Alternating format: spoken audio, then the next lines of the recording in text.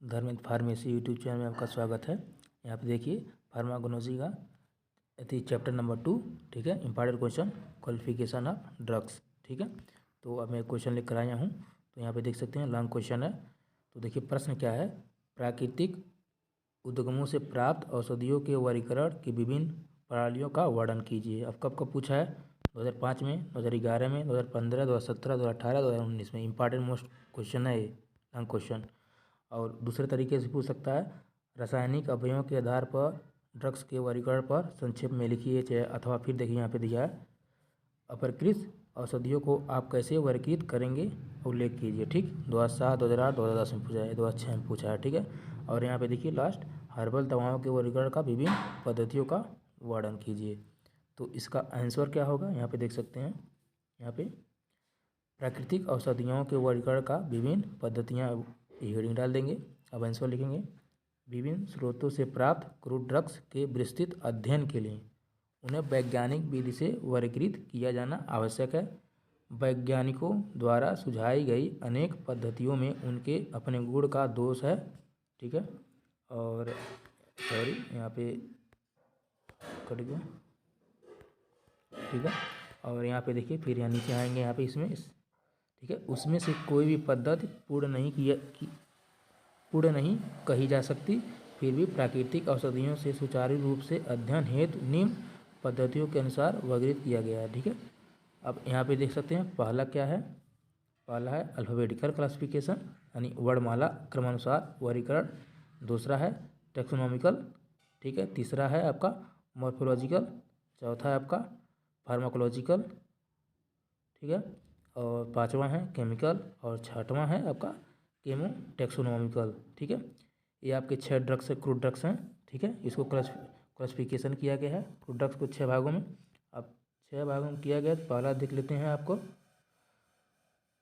Alphabetical qualification देख लेते हैं। इस पद्धति में प्राकृतिक औषधियों को विभिन्न भाषाओं में उनके वर्णमाला क्रम के अनुसार व्यवस्थित किया जाता है, ठीक है। उनके वर्णमाला क्रम के अनुसार व्यवस्थित किया जाता है। यह एक अति सरल वर्गीकरण पद्धति है, किंतु औषधियों के नाम पे अतिरिक्त इसमें अध्ययन हेतु कोई अन्य विवरण उपलब्ध नहीं हो पाता। यद्यपि इस पद्धति द्वारा यूरोपियन फार्माकोपिया में लैटिन वर्णमाला क्रम के अनुसार तथा यूनाइटेड स्टेट्स फार्माकोपिया में अंग्रेजी के वर्णमाला के क्रमानुसार औषधियों को वर्गीकृत किया गया है, किंतु वर्तमान में इस वर्गीकरण की पद्धति का उपयोग नहीं किया जाता, ठीक है। अब दूसरा क्रूड ड्रग्स देख लीजिए, टेक्सोनॉमिकल, ठीक है, बायोलॉजिकल क्लासिफिकेशन। तो इस पद्धति में क्रूड ड्रग्स को इनके पाला, ऑर्डर, फैमिलीज, जीनस तथा स्पेसीज के अनुसार वर्गीकृत किया जाता है। इस विधि में केवल उन्हीं क्रूड ड्रग्स को वर्गीकृत किया जा सकता है जिनमें पौधे या जंतु के संपूर्ण हिस्से के औषधि के रूप में उपयोग में लाया जाता है। उदाहरण में देख लीजिए, सोलेंस फैमिली के अंतर्गत आने वाली हायोसियमस तथा बेलाडोना आदि। फार्माकोलॉजी विषय के अंतर्गत अध्ययन की जाने वाली अधिकतर औषधियों के पौधे का कोई एक भाग ही, जैसे तना, जड़ तथा पत्ती उपयोग में लाई जाती है, जो प्राय सुखाकर तथा चूरे यानी पाउडर के रूप में उपयोग में लाई जाती है। इस अतः पद्धति द्वारा औषधियों की पहचान में कोई विशेष मदद नहीं मिल पाती। क्रूड ड्रग्स के वैज्ञानिक अध्ययन में इस पद्धति का उपयोग भी साधारणतः नहीं किया जाता, ठीक है, या नहीं किया जाता, ठीक है। अब तीसरा देखिए यहाँ पे मॉर्फोलॉजिकल क्वालिफिकेशन, ठीक है। तो यहाँ पे आइए देखते हैं, यहाँ पे हाँ, वाय संरचना के आधार पर वर्गीकृत किया जाता है। इसमें औषध पौधे के विभिन्न भागों में, जैसे पत्तियों, तने, जड़, छाल, फूल अथवा बीजों को अलग अलग वर्गीकृत किया जाता है। इसी प्रकार डिजिटेलिस, सेना, तुलसी, वास्का आदि औषधियों का पत्तियों के अंतर्गत लौंग, पायरेथ्रम, केसर का फ्लोरिंग पार्ट के अंतर्गत अलामा, बहेड़ा, बेल, धनिया आदि का फल शीर्षक के अंतर्गत अध्ययन किया जाता है, ठीक है।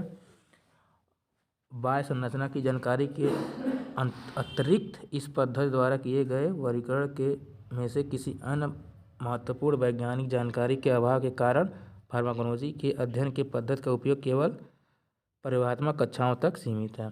5वां देख लीजिए, फार्माकोलॉजिकल क्लासिफिकेशन। ठीक है, इस पद्धति में प्राकृतिक औषधियों के फार्माकोलॉजिकल प्रभाव के उनके नैदानिक गुणों के आधार पर वर्गीकृत किया जाता है। उदाहरण में धनिया, लौंग शीर्षक के अंतर्गत डिजिटेलिस, अर्जुन का छाल अर्जिनिया को अंतर्गत बेंजाइन, नीम तथा हल्दी को एंटीसेप्टिक के अंतर्गत, आंवला, शार्क लीवर ऑयल को विटामिन के अंतर्गत वर्गीकृत किया जाता है। यह पद्धति अन्य पद्धतियों की अपेक्षा अधिक वैज्ञानिक तथा उपयोगी है। ठीक है, अब यहाँ पे देख लीजिए 5वां, रासायनिक वर्गीकरण यानी केमिकल क्लासिफिकेशन। तो प्राकृतिक औषधियों के वर्गीकरण की इस पद्धति में इनमें पाए जाने वाले प्रमुख रासायनिक अवयवों को आधार पर माना जाता है। औषधियों को फार्माकोलॉजिकल प्रभाव या रासायनिक अवयवों को उपस्थिति कारण की परिचलित होते हैं। क्रूड ड्रग्स के प्राप्त कुछ प्रमुख रासायनिक अवयवों तथा उनके वनस्पतिक स्रोत निम्नलिखित हैं। जैसे यहाँ आप देख सकते हैं, पहला अल्काइड, दूसरा प्रोटीन, तीसरा कार्बोहाइड्रेट, तीसरा ग्लाइकोसाइड्स और टेनिस। ठीक है, अब यहाँ देख सकते हैं। 6वां देख लीजिए, केमो टेक्सोनॉमिकल। ठीक है, यह पद्धति टेक्सोनॉमिकल तथा केमिकल पद्धति के वर्गीकरण को संयुक्त करके बनाई गई है, क्योंकि ये कुछ औषधियों के अध्ययन से वैज्ञानिकों ने यह निष्कर्ष निकाला कि अनेक पौधों के कुल फैमिली तथा उन्हें पाए जाने वाले प्रमुख रासायनिक अवयवों को एकरूपता दिखाई पड़ती है। उदाहरण के लिए सोलनेसी कुल में पाए जाने वाले अधिकतर पौधे का प्रमुख सक्रिय रासायनिक अवयव प्रोपेन एल्कोहलाइड होता है। इसी प्रकार अम्बिलिफेरी तथा रूटेसी कुल के अधिकतर पौधे में पाए जाने वाला प्रमुख सक्रिय रासायनिक अवयव है वाष्पशील तेल वोलेटाइल ऑयल होता है।